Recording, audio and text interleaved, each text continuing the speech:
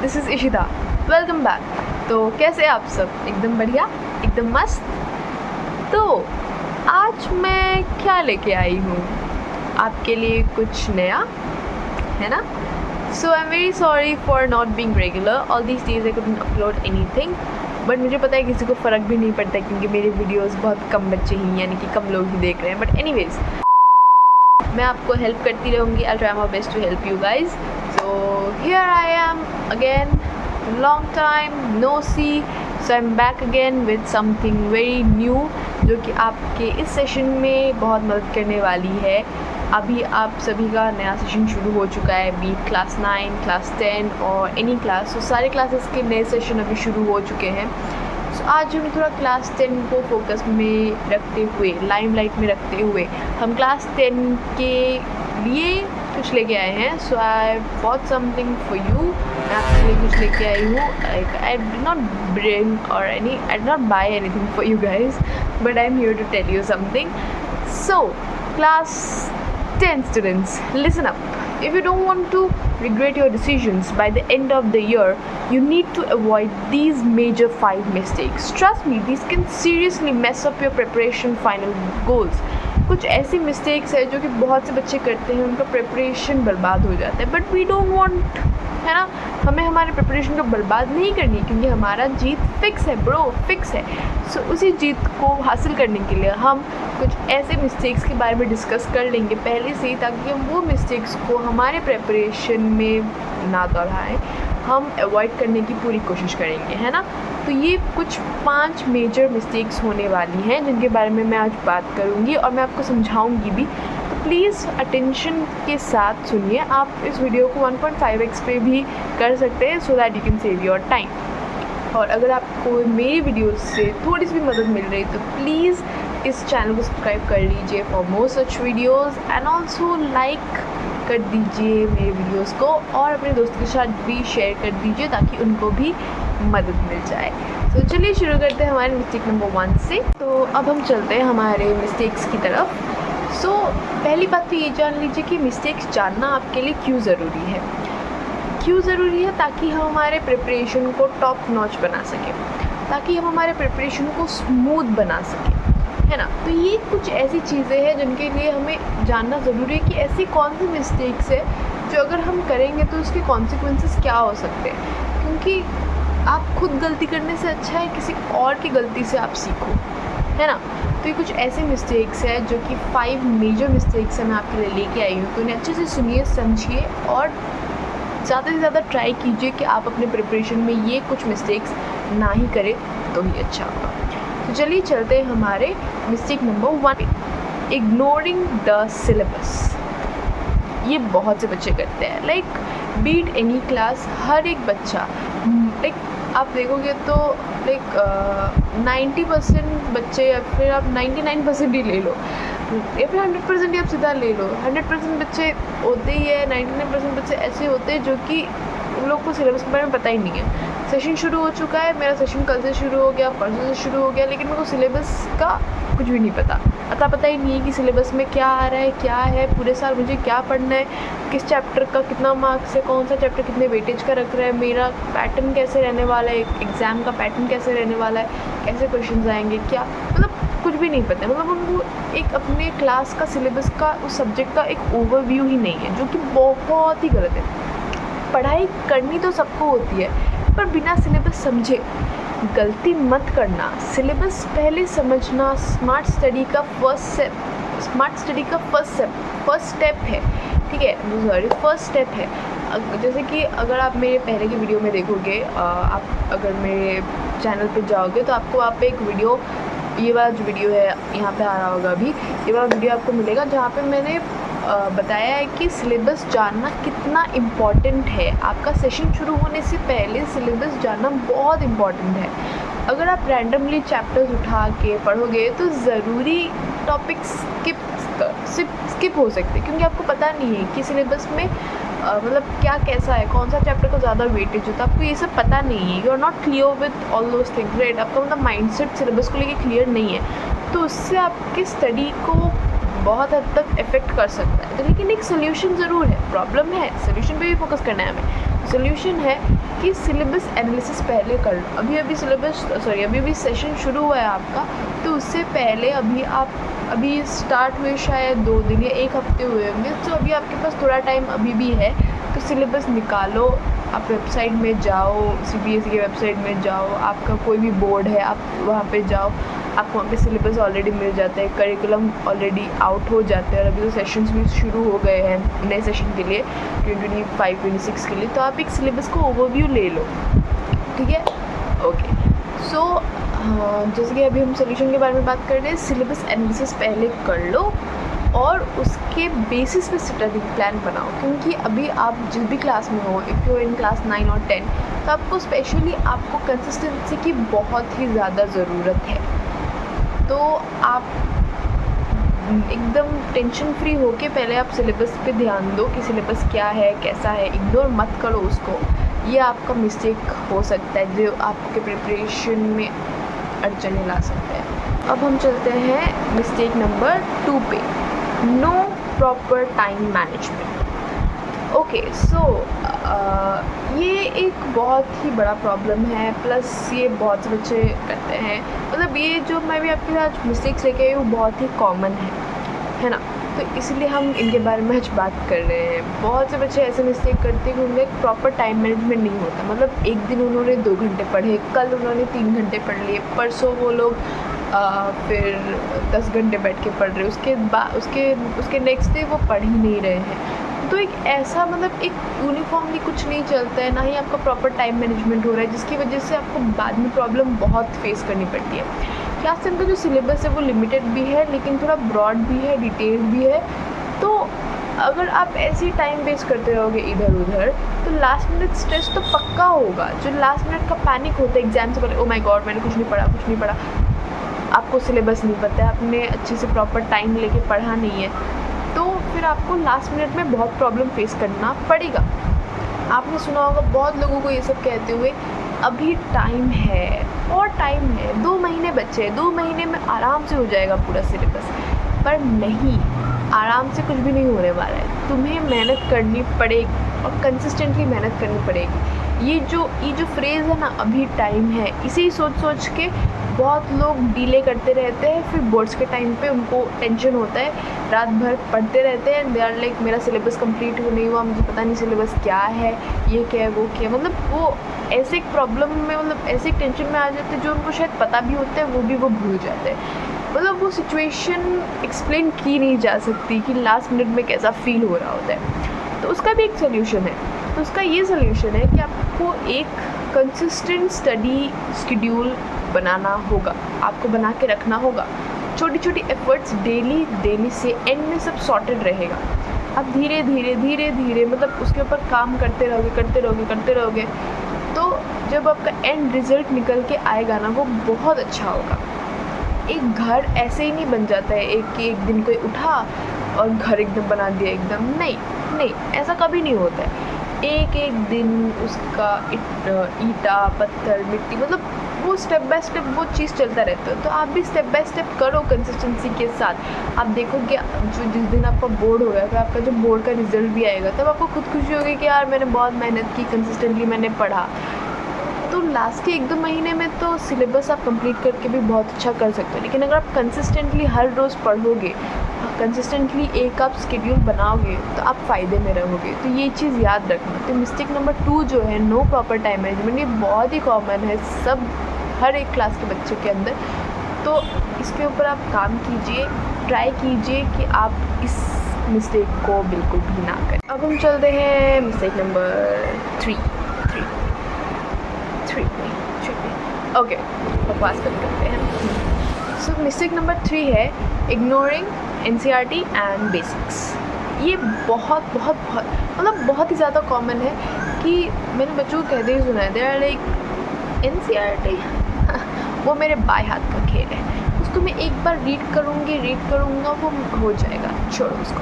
मतलब NCERT को वो इतना इंपॉर्टेंस देते ही नहीं है। दे आर लाइक NCERT से क्या ही होगा, मैथ्स का NCERT क्या है, हम तो RS करेंगे, हम तो RS अग्रवाल करेंगे, हम RD शर्मा करेंगे, हम साइंस का जो NCERT है वो किस काम का, हम कोई और बुक खरीद लेंगे, एकदम अच्छा सा एकदम रेफरेंस बुक खरीदेंगे, उससे पढ़ेंगे, पूरा टॉप लेवल का इंग्लिश होगा उसमें, ऐसे वैसे। मतलब NCERT को बहुत से बच्चे खोलते ही नहीं है, देर लाइक NCERT में क्या ही रखा है, लेकिन बच्चा NCERT में बहुत कुछ रखा है। NCERT is your basic. आपका जो पेपर का जो बेस बनता है ना वो NCERT से ही बनता है, RS अग्रवाल का बेस नहीं बनता है वो। तो एक चीज़ याद रखो कि रेफरेंस बुक भी आपको प्रैक्टिस, मतलब रेफरेंस बुक भी आपको लेना चाहिए, रिसोर्सेज आपको अलग अलग भी रखनी चाहिए। आपको पता नहीं, अगर आप ओलंपियाड के लिए प्रिपेयर कर रहे हो या फिर आपको पता है कि क्लास 10 के बाद मुझे क्या करना है, तब उस हिसाब से कुछ बुक लेके, मतलब वो अलग बात है। बट NCERT आपका जो बोलते हैं ना होली बुक होना चाहिए आपका पूरा साल के लिए, क्योंकि NCERT से आपका पेपर का बेस बनता है। आपका स्कूल का एग्ज़ाम जो भी होगा वो सब NCERT के बेसिस पे ही, मतलब आपका जो बेस होता है, पेपर का जो बेस बनता है क्वेश्चन पेपर का, वो NCERT होता है। तो आप अपने स्कूल के एग्ज़ाम्स में देखोगे NCERT से आ रहे हैं हर चीज़। आपको NCERT का एक एक लाइन आपको मतलब पता होना चाहिए, आपको हर एक लाइन का मीनिंग पता होना चाहिए, सब कुछ पता होना चाहिए।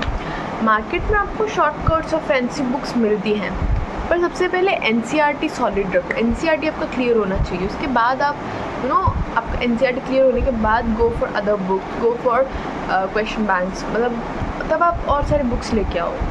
NCERT आपने की नहीं है लेकिन बुक से एकदम स्टैक बना के रखा है, कोई फ़ायदा नहीं है उससे। हर एक आप बुक लेके आ रहे हो जो आपको मार्केट में नया मिल रहा है, आप पढ़ नहीं रहे हो, बस वो रखा हुआ है ऐसे ही, देयर इज़ नो पॉइंट, है ना। जबकि आपके पास NCERT अगर है तो पहले NCERT को अच्छे से आप उसको समझो, उस पर काम करो NCERT पे, then go for other books which would be helpful, क्योंकि NCERT आपका बेसिक है एंड बेसिक क्लियर होना is very very important. Boards में क्वेश्चन पेपर डायरेक्ट NCERT से आता है। आपने देखा होगा इस साल भी जो बोर्ड्स हुआ, आपने देखा होगा NCERT से बहुत सारे क्वेश्चन आए। बेसिकली NCERT का जो लाइन बाय लाइन मतलब जो आपको दिया रहता है एक्सप्लेनेशन, तो उसमें से भी आपको क्वेश्चन उठ के आते हैं। तो बेसिकली आपका what I want to say is that NCERT has to be your first priority, ठीक है। बाद में go for other books, then तो हाँ, तो NCERT से आपका डायरेक्ट क्वेश्चन आता है, जैसे मैंने अभी बोला। तो अगर आप कॉन्सेप्ट समझने के बजाय शॉर्टकट्स ढूंढ रहे हो तो भूल जाओ फुल मार्क्स, भूल जाओ अच्छे मार्क्स, जो आप हम बोलते हैं जीत हमारी फिक्स है, उसे भी भूल जाओ, क्योंकि आपका NCERT क्लियर नहीं है भाई। तो I might sound very harsh but this is the truth that NCERT has to be your first priority. NCERT पे पूरा फुल फोकस आपका NCERT होना चाहिए, पहली बात। नाउ प्रॉब्लम हमने समझ ली, सोल्यूशन देखते हैं। सोल्यूशन ये है कि NCERT थॉरोली कवर करने के बाद एक्स्ट्रा रिसोर्सेज यूज़ करो। आपका NCERT हो गया, now you can go for reference books, now you can solve questions from other books as well, क्योंकि आपको बेसिक क्लियर है, तभी आप कोई भी बुक उठा लो आपको सब समझ में आएगा, ठीक है। सो आई होप आपको मिस्टेक नंबर 3 भी आपको क्लियर है, आपको इग्नोर नहीं करना है NCERT और अपने बेसिक्स को, ऑलराइट। तो अभी हम चलते हैं मिस्टेक नंबर 4 पे, not solving past year papers. So आप अगर पास्ट ईयर पेपर सॉल्व नहीं कर रहे हो, फिर आप सोच रहे हो कि पास्ट ईयर पेपर्स कौन नहीं सॉल्व करता है, टीचर जो क्लास में पढ़ाएगी, हम जो ट्यूशन में पढ़ेंगे, वही बस पढ़ लेंगे, हो गया, डन डन डन।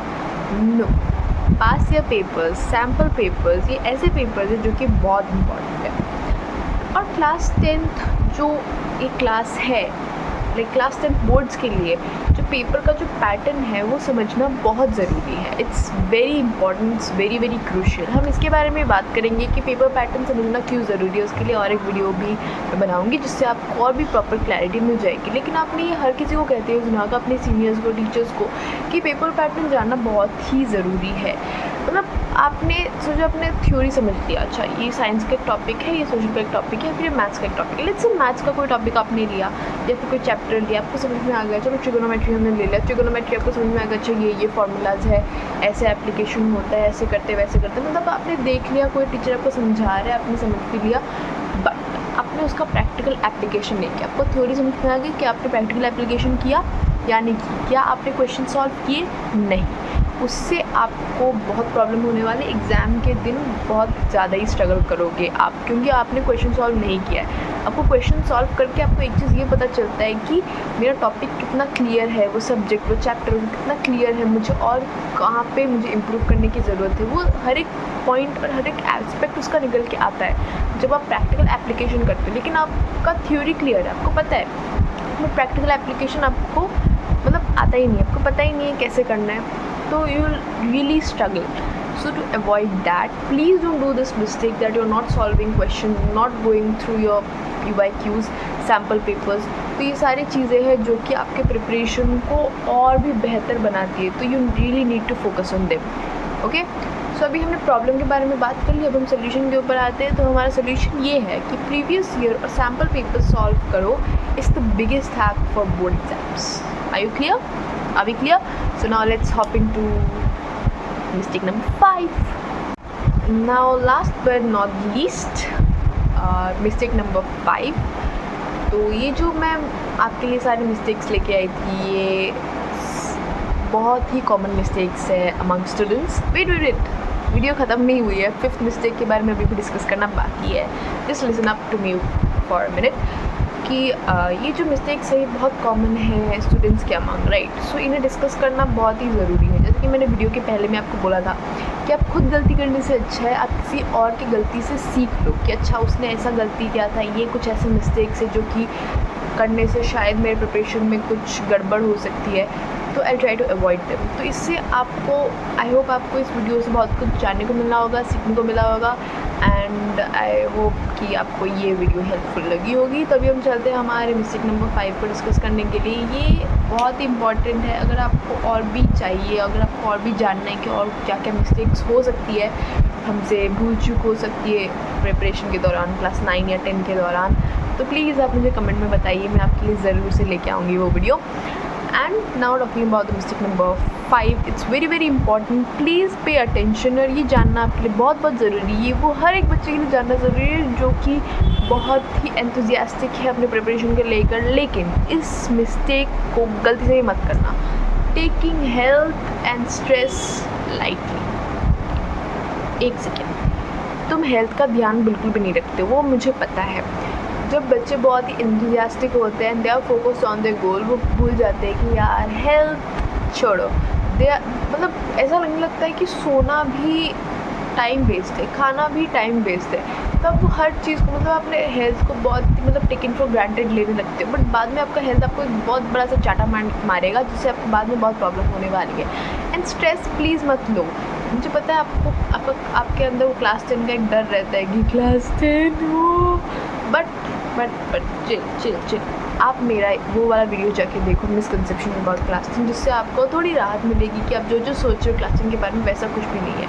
इतना स्ट्रेस लेने की कोई ज़रूरत नहीं है वीडियो, एकदम भी ज़रूरत नहीं है. लेकिन आपको अपने हेल्थ को लाइटली एकदम भी नहीं लेना है. बोर्ड्स का प्रेशर सबको होता है, बट अपनी mental and physical health ignore करना सबसे बड़ी गलती है. ये मिस्टेक मतलब हर कोई इंसान करता है. अपने हेल्थ को लाइटली ले लेना, अपने बॉडी के साथ ही खेलना, मतलब अपने हेल्थ को मतलब नकार देना, ये बहुत बड़ी गलती है. अगर आप रात भर जाग के बिना ब्रेक के पढ़ रहे हो तो कंसंट्रेशन लेवल गिरता है और एफिशिएंसी आपका रिड्यूस होती है. आपको प्रॉपर स्लीप नहीं मिल रहा है, क्योंकि आप रात भर पढ़ रहे हो, ब्रेक भी आपने ले लिया, आप नहीं उठे, तो आपको बॉडी थोड़ा सा रिजिड होने लगता है. फ्लेक्सिबिलिटी अगर आपकी बॉडी में है भी, वो भी धीरे धीरे जाने लगता है, क्योंकि आप सो नहीं रहे हो टाइम से. ठीक है, आप रात में पढ़ते हो, आपको रात में आपको प्रोडक्टिव टाइम है, आप रात में ज़्यादा बेटर कर पाते हो, इट्स ओके. बट दिन में भी आप उतना एफिशिएंसी आपको चाहिए या नहीं, उतना एनर्जी चाहिए या नहीं, आपको कॉन्सेंट्रेशन धीरे धीरे गिरने लगता है, क्योंकि आप ब्रेक नहीं ले रहे हो, आप खुद को अपना टाइम नहीं दे रहे हो. तो ऐसे एक मी टाइम, 5-10 मिनट का मी टाइम, थोड़ा गाना सुन लो, ये करो, नहीं आप कुछ दिनों के लिए ऐसे आपका चलता रहेगा. फिर बाद में you yourself will get bored of that routine, and आपको वो बहुत हार्ड टाइम देगा, आपके हेल्थ को बहुत हार्ड टाइम देगा. तो हमने प्रॉब्लम के बारे में तो बात कर ली, हम अभी सोल्यूशन के बारे में बात करते हैं. सोल्यूशन है प्रॉपर स्लीप, गुड फूड, और थोड़ा रिलैक्सेशन भी ज़रूरी है बॉस. तो मी टाइम भी ज़रूरी है. ऑनेस्टली बोल रही हूँ, इवनिंग में एक ऐसा टाइम भी रखो जब आप शांति से अकेले बैठ के गाना सुन रहे हो, अपने फ्रेंड के साथ बात कर रहे हो, या फिर कुछ भी कर रहे हो अपने मन का, तो खुद को रिलैक्स करके रखना ही होगा आपको। ओके, खुद को रिलैक्स करके रखना बहुत ज़रूरी है, क्योंकि ऐसा नहीं है क्लास 10 में आ गए तो सब कुछ भूल जाओ, खुद को भूल जाओ, घर वालों को भूल जाओ, दोस्तों को भूल जाओ। कंसंट्रेशन करना है, बट अभी तो शुरू हुआ है ना, अभी इतना स्ट्रेस लेने की कोई ज़रूरत नहीं है। हम धीरे धीरे सीरियस होते जाएंगे। You have to be serious, but इतना भी सीरियस मत हो जाओ कि हेल्थ सीरियस हो जाए। मेंटल और फिजिकल हेल्थ को प्लीज़ अच्छा उसको बना के रखो, बाद में नहीं तो प्रॉब्लम होगा। So please take this advice as your think that मैं आपकी बड़ी बहन हूँ जो आपकी मदद करना चाहती है। एंड आई होप कि आपको ये जो भी मैंने अभी तक ये पूरा जो सेगमेंट हमारा था मिस्टेक्स का, जो भी मैंने आपको बताया, I hope that you avoid these mistakes in your preparation and do very well, and I'm rooting for you always. You'll do very good, I know that. तो आप अच्छे से करोगे, सब चीज़ अच्छा होगा, इतना स्ट्रेस मत लो, just take care of yourself, okay? And थोड़ी सी मोटिवेशन आपके लिए, एक मोटिवेशनल पुश देना चाहूँगी कि देखो क्लास 10 टफ है पर इम्पॉसिबल नहीं है, ठीक है। स्मार्ट स्ट्रैटेजी प्लस कंसिस्टेंसी से आप स्ट्रेस फ्री और सक्सेसफुल बन सकते हैं। तो इतना स्ट्रेस अभी मत लो, क्लास 10 अभी शुरू हुई है, एंड क्लास 10 तो भाई एंजॉय करने वाली क्लास है, क्योंकि यही क्लास आपको बाद में बहुत याद आने वाली है। तो अच्छे से जियो, इसको एंजॉय करो, इस फेज़ को, क्लास 10 के फेज़ को। तो अगर ये वीडियो आपको यूज़फुल लगी तो इसे लाइक शेयर सब्सक्राइब ज़रूर कर दीजिए, प्लीज़ मत भूलना, और अपने दोस्त के साथ ज़रूर शेयर कीजिएगा ताकि वो भी ये मिस्टेक्स ना करे, इन मिस्टेक्स को अवॉइड करे। और अगर आपको ऐसी वीडियोस और भी चाहिए तो प्लीज़ मेरे चैनल को सब्सक्राइब कर लीजिए, और अगर आपको और भी कुछ चाहिए जो कि आपको लगता है मैं आपके लिए कर सकती हूँ तो प्लीज़ इसे आप कमेंट कर दीजिए और मुझे बताइए कि मुझे नेक्स्ट क्या लेके आना चाहिए आपके लिए। सो और भी बहुत सारी चीज़ें आपके लिए आने वाली है, so please stay tuned and take care of yourself. Till then bye, मिलते हैं बहुत जल्द।